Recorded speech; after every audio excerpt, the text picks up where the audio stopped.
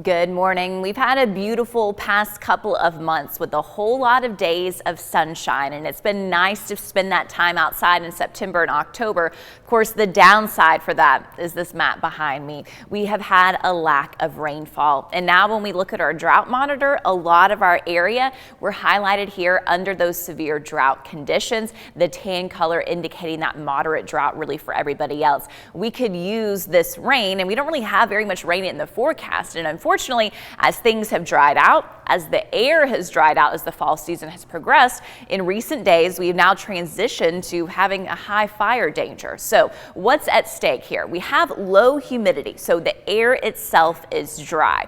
Additionally, because of that severe drought that we're under, the brush, the ground fuels, those are dry. The leaves that are starting to fall from the trees, that can act as that ignition that you can certainly get for those brush fires that we saw over the weekend. So where's at risk? Well, really, it's our entire area that has both of those factors in place.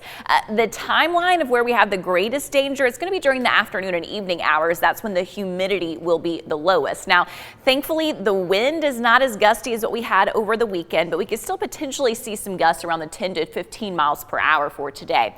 So once again, use extreme caution if you have any plans to burn. You absolutely need to check to see if a burn permit can even be issued today for your area. And the safest option, just like I told you yesterday, is no burning simply because of these high fire danger conditions that are in place. All right, so that's the bad side of it. The good side, of course, is that we have a whole lot of sunshine and a beautiful day ahead if you do want to do other outdoor work. Chattanooga has now dropped down to 48 degrees, joining kind of the eastern half of the communities in the 40s. We still have those 50s for our western areas, 56 in Fort Payne and also in Altamont. So as we look at ahead for working in the yard today, you're gonna have milder air by noon. It'll be in the 60s, so jackets needed this morning. By lunchtime, you really don't need them, and certainly not for the afternoon. We'll have a mostly sunny afternoon ahead, 76 degrees at 3 o'clock, 75 at 6 p.m. Now, we do have some clouds this morning, particularly for our western areas, and those are pushing into our region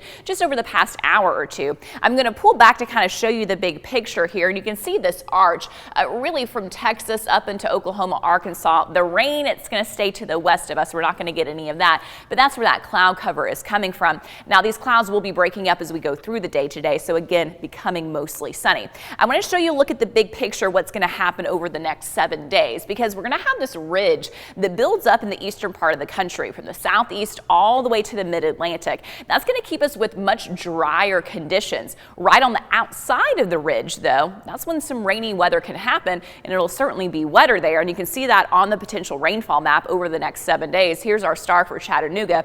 Big time lack in the southeast, but look at all this rain from Texas all the way up to Minnesota and Wisconsin. So when we time everything out with Futurecast, you can see those systems to the west. For us, just not a whole lot of activity that went from the south, the mostly sunny skies. For tomorrow, more of the same. So you're going to get that sunshine with a few clouds. On Thursday, that's our one chance that we may see a couple little spotty sprinkles here and there. It's really not that big of a deal. And then on Friday, we're once again going to have that mix of sun and clouds as that warmth continues to build up. It is going to be a warm week ahead. By the time you get to the weekend, look at those high temperatures in the low 80s.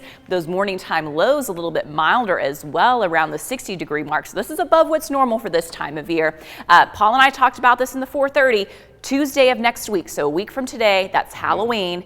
We're going to be watching for a cold front. Timing is still kind of fluctuating a bit, so I can't give you your trick-or-treat forecast yet, but it will cool down right around that Halloween time frame.